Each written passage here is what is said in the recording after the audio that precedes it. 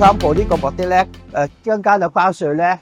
政府嘅個收入會增加好多，就間接嘅咧就係俾嗰啲美國人民咧就加咗個稅，美國人嘅美國稅咧可能會增加5000蚊到1萬蚊美金嘅稅。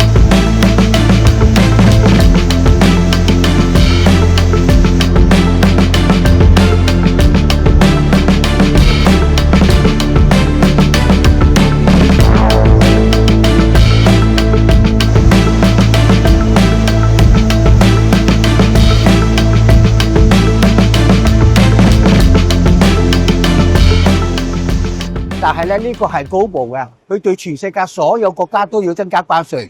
咁樣情形之下咧，可能會使到全世界嗰個經濟咧，可能有個衝擊咧，可能會聽日個 recession 都話唔定。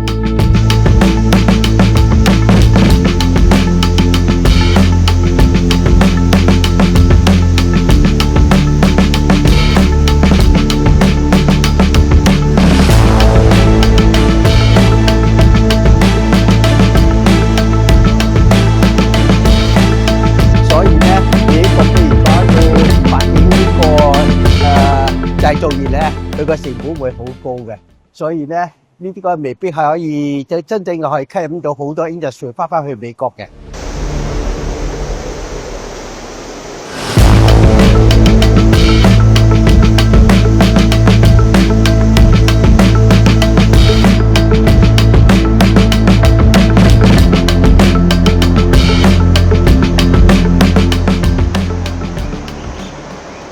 就會可能會加利息啦，但係呢個通貨膨脹咧唔係嗰個經濟繁榮、經濟好係有通貨膨脹，呢個關稅嘅通貨膨脹咧